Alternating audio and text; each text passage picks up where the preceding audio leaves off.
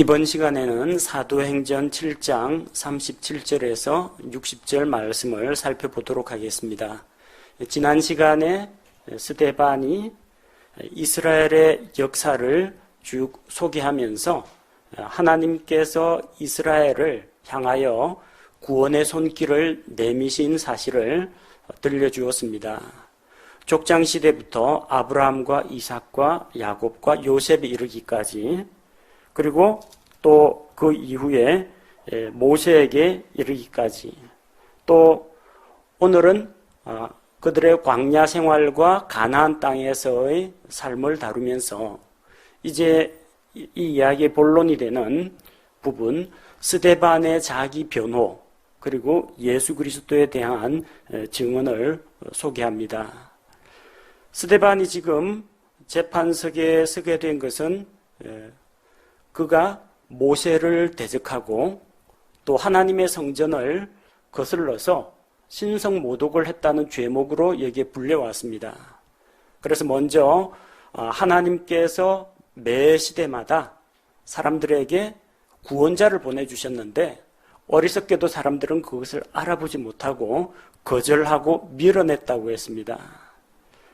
그래서 요셉을 사람들이 무시하고 요셉을 팔아넘겼고, 또한 사람들이 모세를 배척하고 그를 받아들이지 않았습니다. 그러나 그럼에도 불구하고 하나님께서는 버림받은 요셉, 배척당한 모세를 통해서 구원을 이루셨습니다. 이제 스데반은 모세의 이야기를 하면서 자기는 모세를 대적하지 않았다는 것을 입증합니다. 본문 말씀을 살펴보겠습니다. 37절 말씀을 보면 모세는 하나님께서 세우신 대언자입니다. 하나님의 말씀을 대신해서 전달하는 사람이었습니다.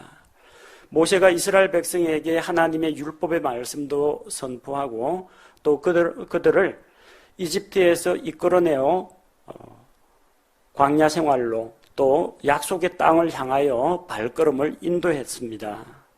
근데 모세가 그들에게 대언한 대언의 말씀 가운데 하나님께서 너희 가운데에서 나와 같은 대언자 하나를 일으키실 것이다, 이 말씀을 대언했습니다. 이건 모세의 말이 아니라 하나님께서 모세의 입에 넣어주신 말씀입니다. 모세가 말한 그 대언자는 바로 예수 그리스도를 가리킵니다. 신명기 18장 15절에서 주 내 하나님께서 내 한가운데에서 곧 내 형제들 중에서 나와 같은 대언자 하나를 너를 위하여 일으키시리니 너희는 그의 말에 귀를 기울일지니라. 누구든지 그 대언자의 말을 듣지 않는 자는 죽임을 당할 것이라고 했습니다.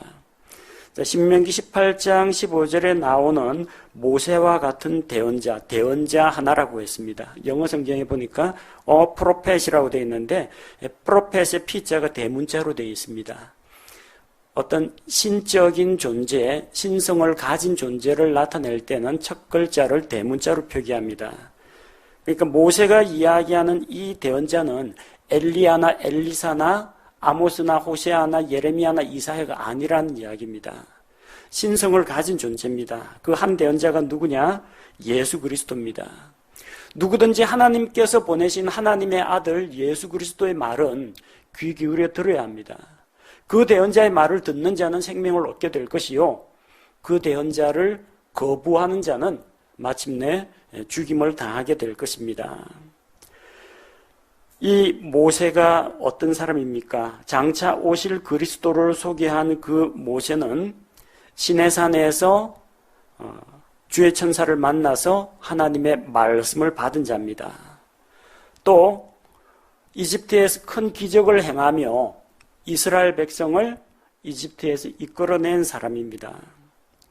그는 이스라엘 민족과 함께 이집트를 떠나서 광야 생활을 했습니다. 본문 38절 말씀해 보니까 광야에 있던 교회에 있으면서 살아있는 말씀들을 받아 우리에게 전해주던 자가 바로 이 모세였다고 했습니다. 자, 광야에 있던 교회, 언약주의 신학에서는 그 광야교회라고 부릅니다. 거긴 다 교회예요. 에덴 동산도 교회라고 합니다. 그리고 이스라엘 백성이 광야 생활을 한 그 이스라엘 성막을 중심으로 진치고 생활한 그 공동체를 광야 교회라고 합니다. 다윗의 왕국도 교회라고 합니다. 다 교회로 모든 것을 봅니다. 에덴 동산부터 시작해서 마지막 천년왕국까지 다 교회라는 관점으로 봅니다. 그러나 이 교회라는 그 단어가 어떤 단어냐면은 그리스어에서 에클레시아라고 합니다. 에클레시아라는 것은 불러내어서 모았다는 뜻입니다. 그 불러낸 자들의 모임을 에클레시아라고 합니다. 왜 광야에 있던 이스라엘 백성을 가리켜서 교회라고 하느냐? 호세아 11장 1절 말씀처럼 하나님께서 그들을 이집트에서 불러내셨습니다. 파라오의 압제하에 있던 자들을 이집트에서 불러내어서 모은 자들입니다. 그러니까 에클레시아입니다. 교회라고 합니다. 신약교회는 하나님께서 죄악된 세상에서 불러낸 자들의 모임입니다. 하나님께서 자기 백성을 불러내셨습니다. 세상 가운데서 불러내어 세상과 구별하시고 자기 백성 삼으셨습니다. 그래서 교회를 에클레시아라고 합니다. 그러나 광야 교회와 우리 신약 교회의 차이가 있습니다. 어떤 차이냐? 신약 교회는 예수 그리스도의 피로 값주고 산 자들입니다. 광야에 있던 모세나 아론이나 여호수아 그 어느 누구도 예수님의 십자가에서 흘린 그 피를 믿고 구원받은 자는 없습니다. 그들은 하나님의 말씀을 믿었습니다. 유월절 어린 양을 통해서 구속을 받았습니다. 예수님 아직 십자가에 달리시기 전입니다. 또한 신약교회는 그 성도들 안에 성령께서 내주하십니다. 사도행전 2장에서 구원받은 자 안에 오순절 성령께서 들어오셨습니다. 성령의 내주하심이 있습니다. 그러나 광야 생활을 하던 이스라엘 백성은 성령의 내주하심을 경험하지 못했습니다. 모세와 같은 지도자, 여호수아와 같은 지도자, 다윗 왕, 삼손과 같은 사사, 이런 사람들 위에 주의 영께서 머물러 계셨습니다. 그 머리 위에 머물러 계셨습니다. 내주하신 것은 아닙니다. 신약 시대에는 모든 구원받은 자 안에 성령께서 들어와 계십니다. 그러나 구약 시대에는 소수의 선택된 자들을 하나님께서 특별한 목적으로 사용하기 위해서 그들에게 하나님의 영이 함께하게 하셨습니다. 구약 시대에 성령께서 임하신 것은 구원의 문제가 아니라 사역의 문제입니다. 하나님께서 시키는 어떤 일들을 감당할 수 있는 힘과 능력과 지혜와 기술을 주기 위해서 하나님의 영께서 함께 하셨던 겁니다. 신약교회 성도들은 성령님의 침례를 통해서 예수 그리스도의 몸에 연합한 자들입니다. 그러나 광약교회에 있던 이스라엘 공동체 가운데 어느 누구도 예수 그리스도의 몸 안으로 들어온 자는 없습니다. 그래서 다르다는 겁니다. 교회 하면은 신약교회만 있는 게 아닙니다. 광약교회도 있습니다. 또 이방인들의 그 신전, 그것도 그냥 교회라고 합니다. 저 부산대학교에서 조금 더 가다 보면은 천리교 금정교회라고도 나옵니다. 거기도 교회라는 말을 써요. 같은 교를 믿는 사람들의 모일 회자, 교회라고 부릅니다. 그래서 우리가 알고 있는 예수님의 피로 값주고 사신 그리스도의 신부, 성령께서 내주하시는 성도들의 연합체, 그 교회와는 구별해서 우리가 읽어야 합니다. 자, 모세가 바로 이런 사람입니다. 이스라엘 백성을 이집트에서 인도하여 내고 하나님의 율법을 받아서 이스라엘 백성에게 전해주고 또 광야교회에 있으면서 함께 광야 생활을 하면서 고난과 훈련을 받았던 사람이 모세입니다. 하지만 그 조상들은 어떻게 했습니까? 그에게 순종하려고 하지 않았습니다.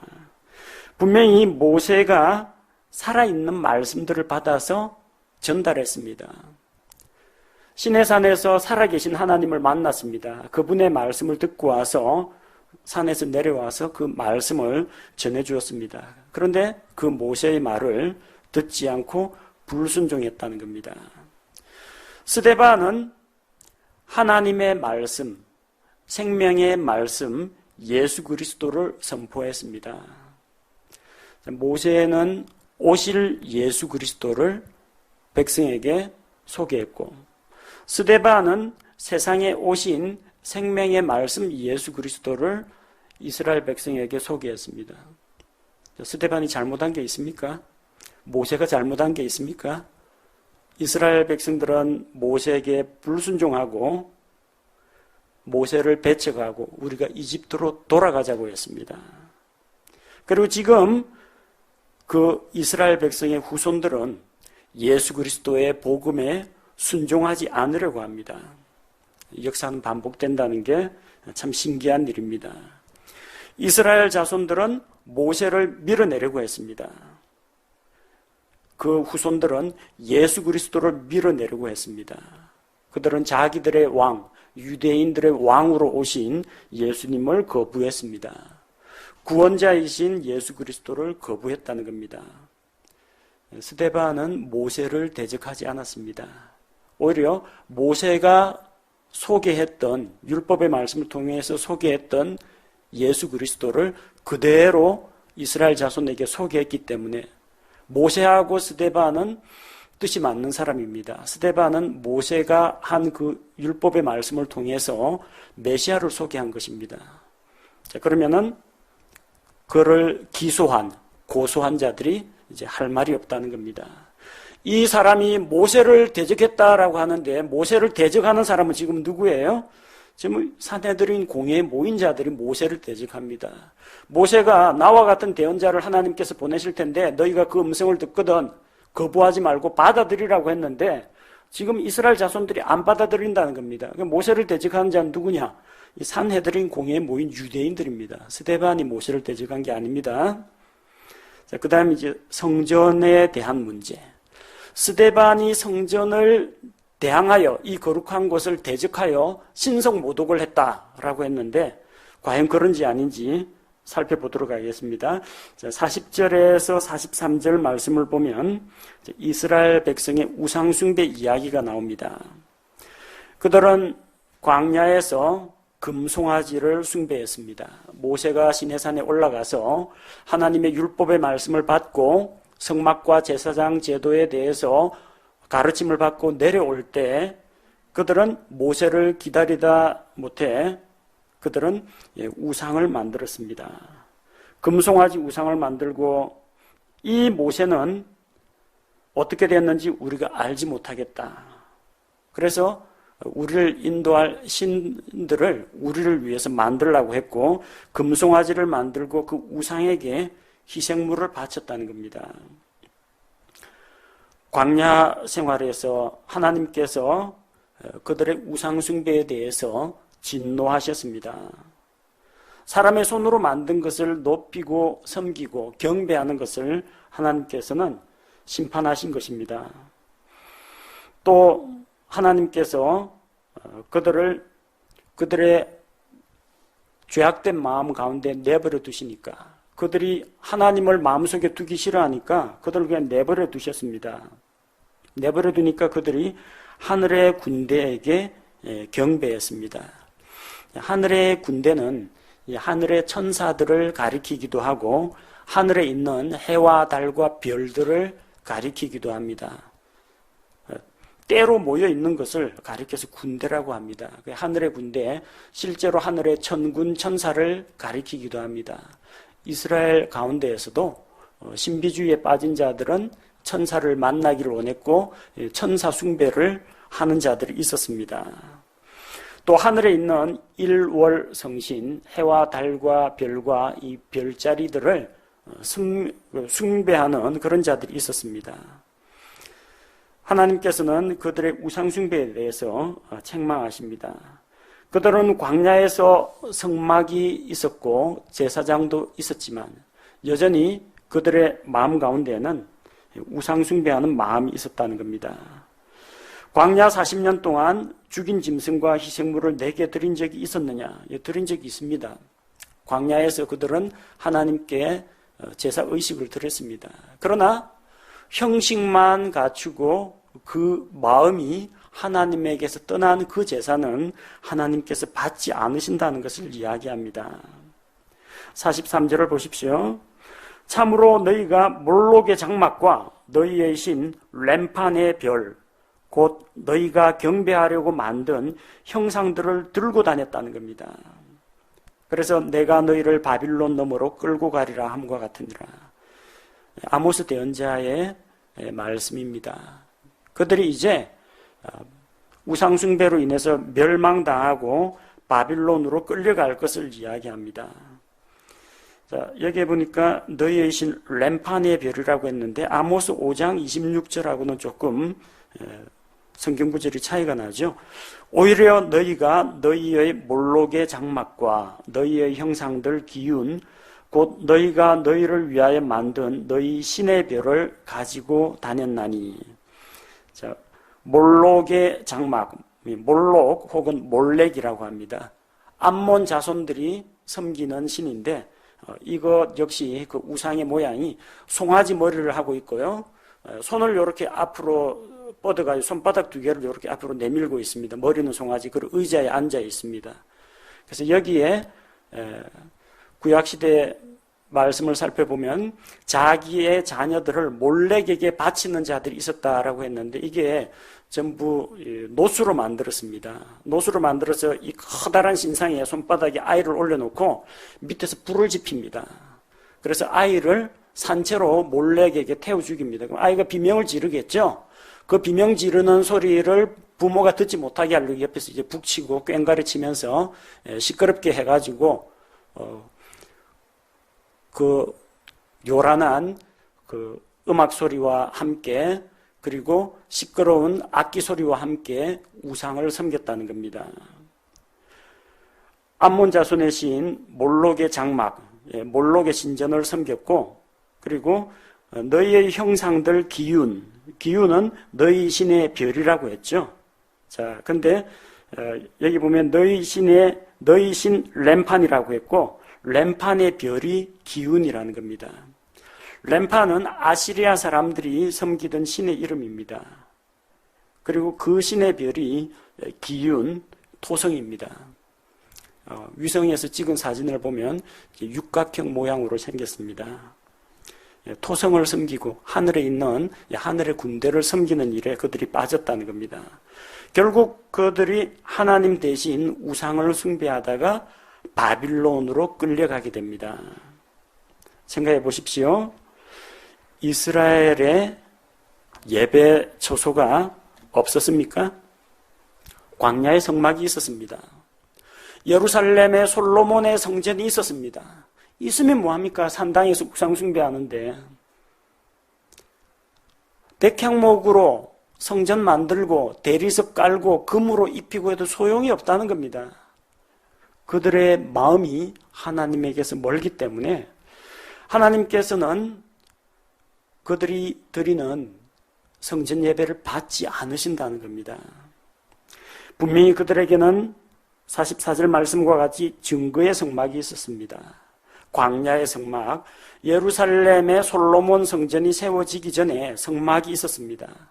성막은 하나님께서 모세에게 산에서 보여주신 그 양식대로 만들게 하셨고, 또 모세와 성막 기술자들이 하나님의 명령을 받들어서 성막을 만들었습니다. 그리고 그 광야의 성막이 가나안 땅으로 들어갔습니다. 45절에 보니까 그 뒤에 일어난 우리 조상들이 출애굽 한 1세대는 광야에서 다 죽고 여호수아와 갈렙은 제외하고 나머지 다 죽고, 그 뒤에 일어난 출애굽 2세대들이 그들이 가나안 땅을 정탐할 때 만 20세 미만이었던 자들이 여호수아와 갈렙과 함께 약속의 땅 가나안으로 들어가서 이방인들의 소유지를 차지하게 됩니다. 우리 조상들 앞에서 쫓아내신 이방인들의 소유지 안으로 예수와 함께 또한 그것을 가지고 들어가서 다윗의 시대까지 이르렀느니라. 그것이라는 것은 성막을 말합니다. 성막을 가지고 약속의 땅에 들어가서 다윗의 시대까지는 성막이 텐트 속에 있었습니다. 장막에 있었습니다. 자, 근데 45절에 보니까 예수와 함께라고 되어 있죠. 옆에 영어 성경을 봐도 with Jesus라고 되어 있습니다. 예수와 함께. 왜 갑자기 구약시대에 예수가 나오느냐? 여호수아 아닙니까? 하는 분이 있습니다. 개혁 성경에는 여호수아라고 되어 있습니다. 여호수아를 그리스식으로 표기를 하면 예수가 됩니다. 자, 그런데 이스라엘 백성을 가나안 땅으로 인도하여 드린 자가 누구냐 하는 겁니다. 누가 인도하여 드렸어요? 여호수아 아닙니다. 사사기 2장 1절을 보십시오. 사사기 2장 1절.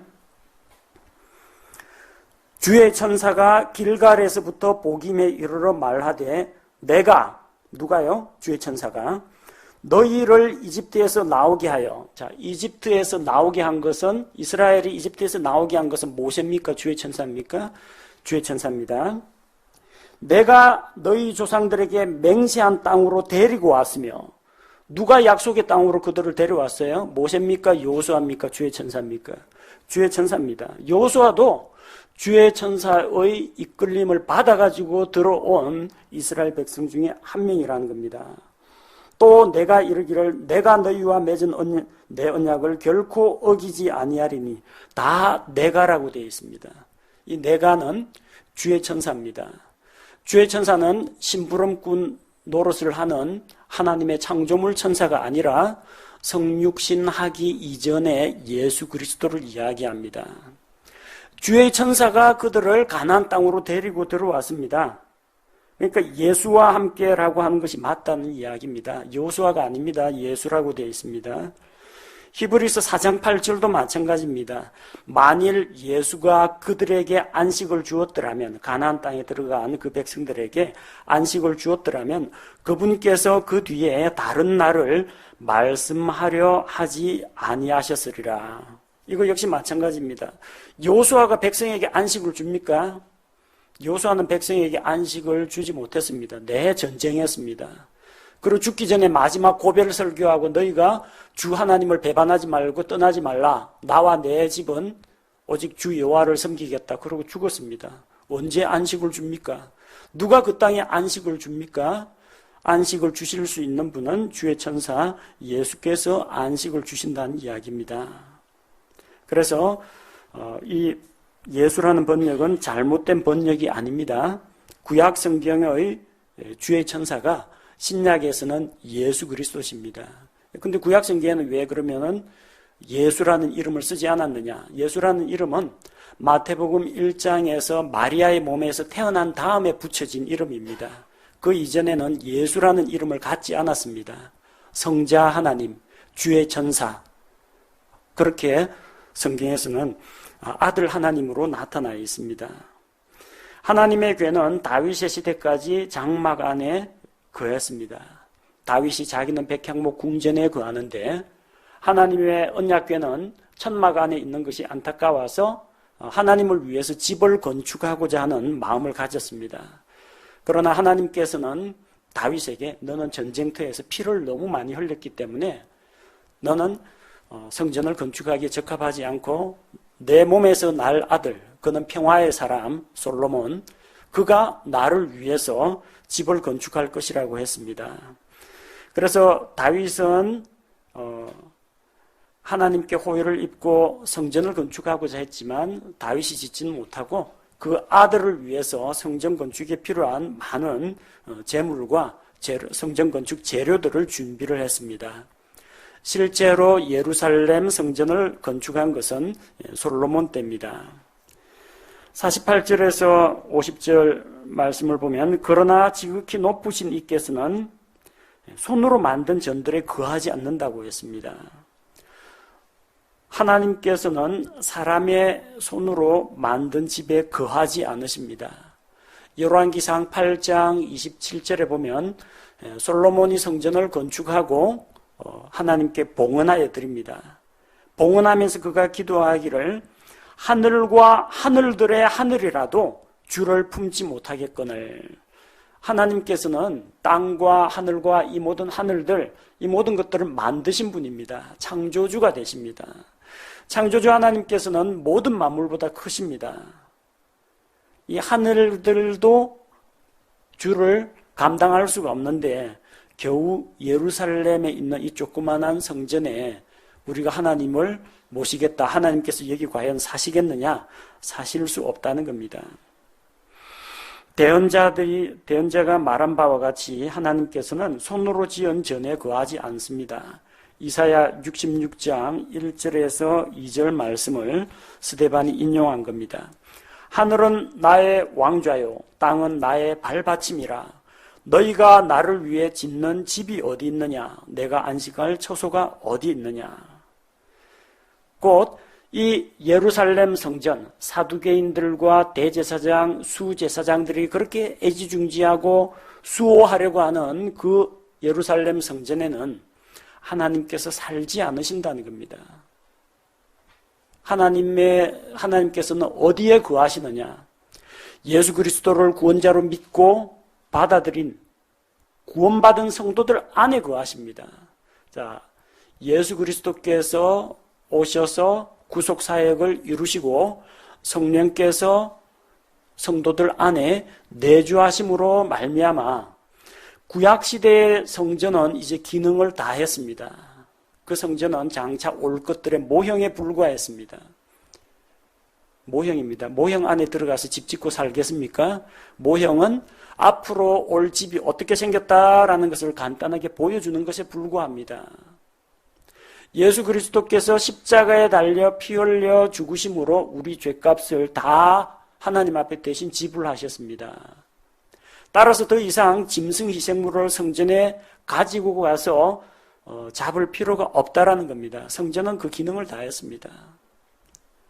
그러면 진짜 성전은 어디에 있느냐? 구원받은 성도들 한 사람 한 사람이 하나님의 성전입니다. 성령께서 거하시는 전이라는 겁니다. 스데반이 무엇을 전했습니까?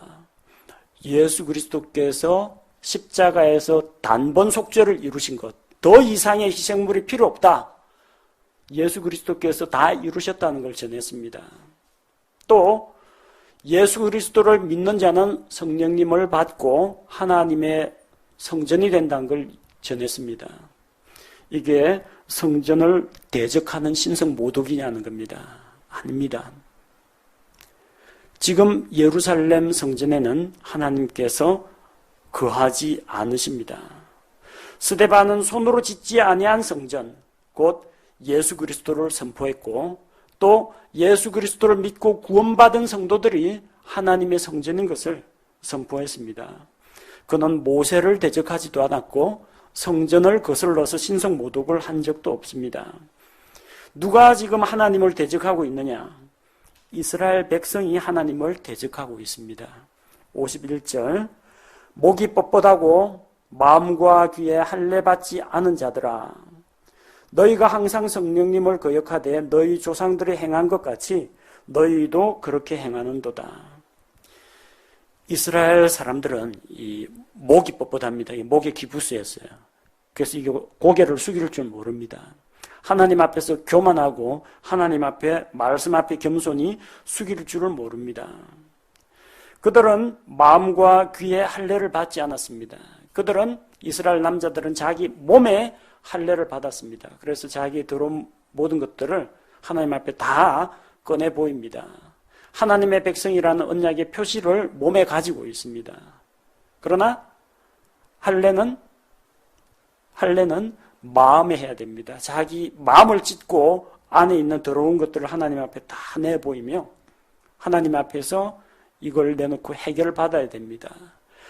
할례는 마음에 받는 것입니다. 몸에 받는 것이 아니라 귀가 할례를 받아야 됩니다. 귀가 열려가지고 하나님의 말씀을 받아들일 수가 있게 되는 겁니다. 그 이스라엘의 지금 이 이스라엘 백성의 그 조상들은 대언자들을 핍박했습니다. 대언자들 중에 핍박받지 않은 대언자가 없습니다. 핍박 안 받은 대언자는 누구냐? 거짓 대언자들은 핍박 안 받았습니다. 왜냐하면 백성들 듣기 좋은 달콤한 말만 하고 복 받는다, 잘 된다, 예루살렘은 망하지 않는다, 네, 이런 말만 하니까 백성들이 좋아합니다. 거짓 대언자는 핍박을 안 받습니다. 그러나 사람들의 죄에 대해서 통렬하게 책망하고 하나님의 무서운 심판이 임하고 있다, 회개하라, 이 메시지를 전하는 자들은 하나같이 핍박을 받았습니다. 그런데 그런 대언자들은 이스라엘의 그 조상들로부터 핍박을 받아서 죽임당하고 고난당했습니다.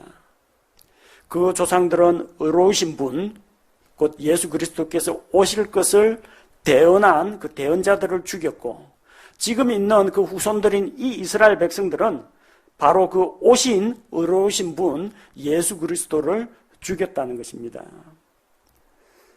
53절에 너희가 천사들을 통하여 제정하신 율법을 받고도 그것을 지키지 아니하였도다 하니라.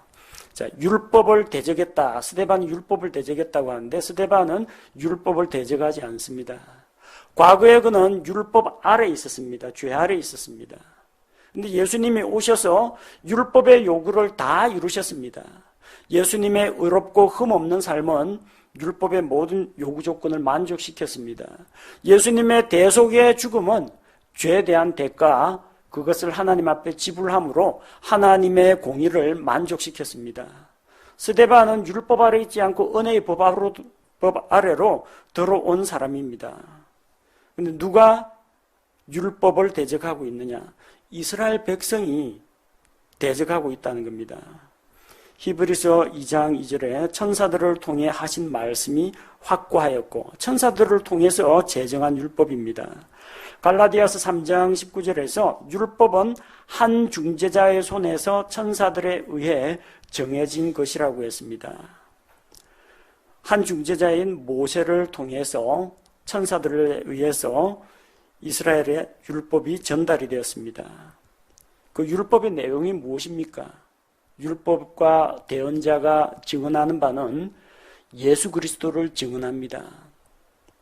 너희가 성경에서 영원한 생명을 얻는 줄 생각하고 성경을 연구하고 묵상하는데 이 성경은 바로 나에 대하여 증거하는 것이라고 주님께서 말씀하셨습니다. 그래서 그 모세와 대언자들, 그 율법과 대언자들이 증언하는 예수님께서 친히 오셨습니다.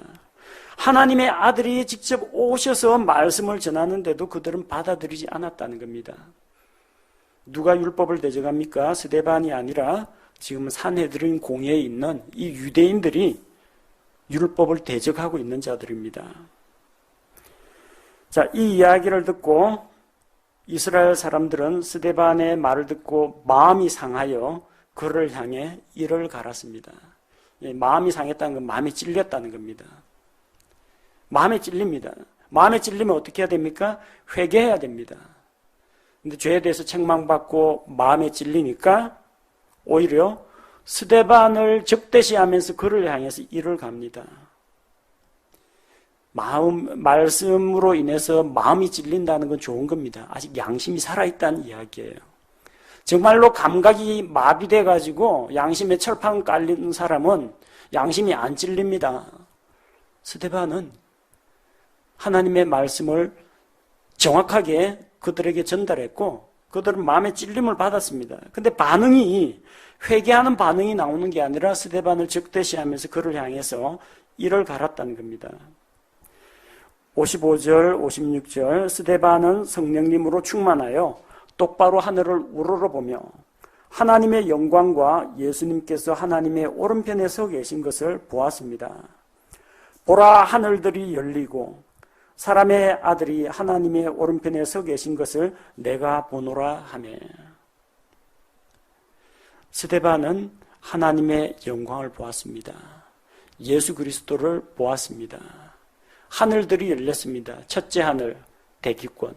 둘째 하늘, 우주공간. 저 멀리 셋째 하늘. 엄청나게 먼 거리입니다. 근데 예수님께서 하나님의 영광과 자기 자신을 스데반에게 보여주셨습니다. 예수님께서는 스데반을 반갑게 맞이할 준비를 하고 계셨던 것입니다. 예수님께서는 한 영원한 희생을 들으시고 하나님의 왕좌 오른편에 앉으사 하나님 오른편에 앉아 계십니다. 왜 앉아 있어요? 다 끝났기 때문입니다. 구약시대 제사장들은 하루 종일 서 있습니다. 성막이고 성전 안에는 의자가 없습니다. 벤치도 없습니다. 항상 서 있습니다. 왜요? 날마다 백성들이 죄전자들이 나와가지고 계속 희생 제사를 계속해서 드리기 때문에 앉을 수가 없어요. 예수님은 단번 속죄를 들으시고 하나님 왕자 오른편에 앉으셨습니다. 그 앉아 계시던 예수님이 55절에 예수님께서 하나님의 오른편에 서 계신 것을 보고 56절 사람의 아들이 하나님의 오른편에 서 계신 것을 내가 보느라 벌떡 예수님께서 자리에서 일어나셨습니다. 예수님께서 그냥 의자에 앉아가지고 스데반 언제 죽나 언제 오나 기다리고 있는 게 아니라 스데반이 순교하는 그 광경을 직접 지켜보시면서 두 팔 벌리고 기다리고 계신 겁니다. 자, 스데반이 이렇게 하나님의 아들, 하나님의 영광, 자기들 눈에는 보이지도 않는 걸 이야기하니까 57절 이에 그들이 큰 소리를 지르며 자기들의 귀를 막고 한 마음으로 그에게 달려들어. 자기들의 귀를 막고 큰 소리를 지르며. 그래서 진리를 받아들이지 않는 자들의 모습은 언제나 이렇습니다. 목소리는 큽니다. 어딜 가나 자기 주장 막 내세웁니다. 근데 다른 사람 말에는 귀를 기울이지 않습니다. 자기 귀는 틀어막고 큰 소리를 지르고 스데반에게 달려듭니다. 사내들인 공회에서 잡아 끌어내서 도시 밖으로 그를 내던지며 그를 돌로 쳤습니다. 자, 여기에 또 중요한 인물이 나옵니다. 58절에 또 증인들이 자기들의 옷을 사울이라 하는 젊은이의 발 앞에 두니라. 이 총 지휘한 사람이 누구냐면 사울입니다. 사울이 스데반은 신성모독의 유죄다 이러면은 여러 증인이 나도 들었다 하면서 증인이 돼가지고 그 스데반을 죽이라고 한 사울 앞에 자기 옷을 맡깁니다. 그리고 일제히 돌을 던져가지고 스데반을 죽이는 겁니다. 사울은 스데반을 죽이는 이 일의 주모자였습니다. 그리고 다음에 사도행전 9장에 이 복음의 바톤이 사도 바울에게로 넘어갑니다. 아마 사도 바울은 평생 동안 사역하면서 스데반에게 빚진 자로 살았을 겁니다. 자기가 잘못 판단하고 잘못 알고 있는 바람에 억울하게 스데반 같은 아까운 하나님의 사역자 하나를 생사람 잡아서 죽이지 않았습니까? 그리고 바울 역시 이 복음을 전하다 유대인들에게 돌맞았습니다. 그러면서 스데반을 생각하면서 아마 인내하면서 그 고난을 견뎌냈을 겁니다.